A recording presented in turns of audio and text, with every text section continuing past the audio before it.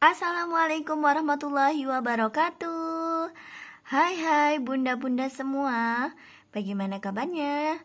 Semoga bunda sehat selalu dan anak-anak juga sehat ya. Hari ini kita akan membaca buku berjudul Sapi Bani Israel.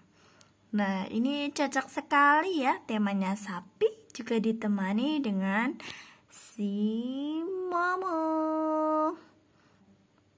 Sebelum kita membaca, mari baca basmalah dulu. Bismillahirrahmanirrahim.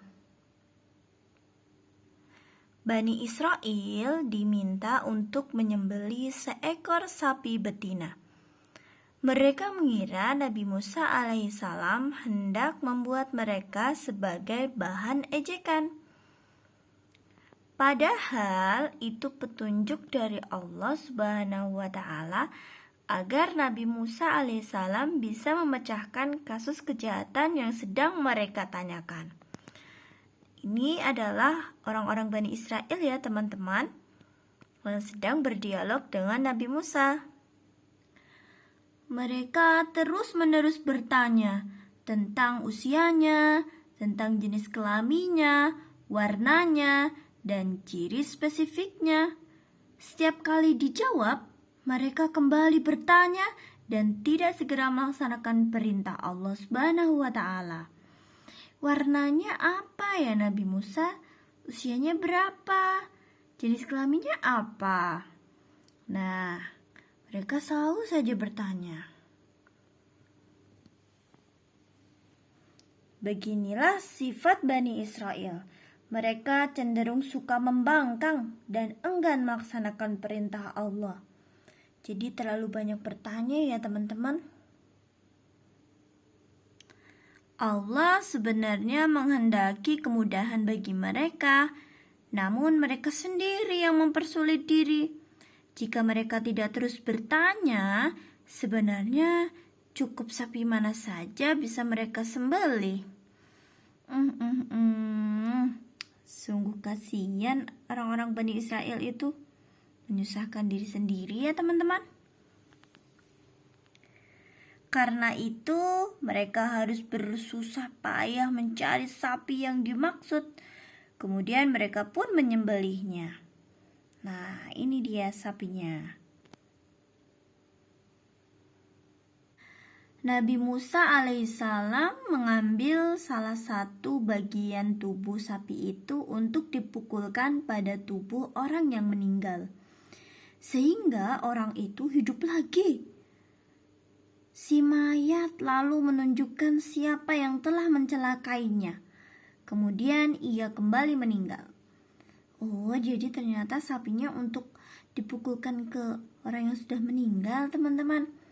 Lalu dia hidup dan menyampaikan siapa yang telah membunuhnya. Nah, ini dia. Orang-orang heran. Masya Allah. Allahu Akbar.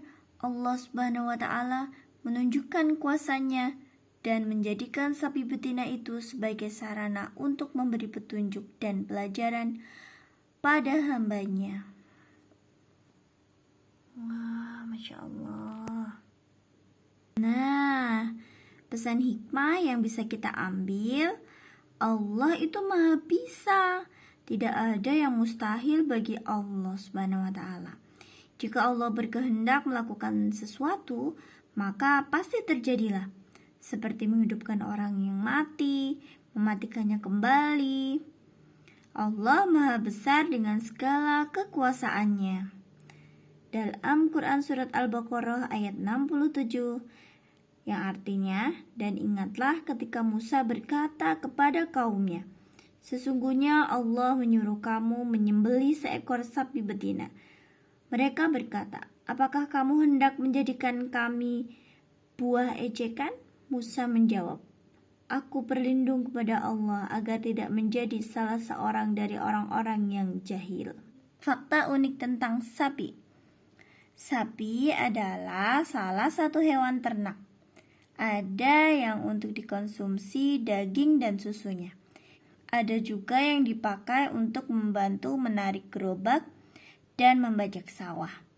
Sapi mempunyai daya penciuman yang sangat tajam dan mampu mencium sesuatu yang berjarak 8 km jauhnya. Subhanallah. Sapi juga dapat mendengar suara dengan frekuensi lebih rendah atau lebih tinggi dari yang manusia bisa dengar. Hebatnya, di tanah berlumpur, sapi bisa berlari lebih cepat daripada kuda.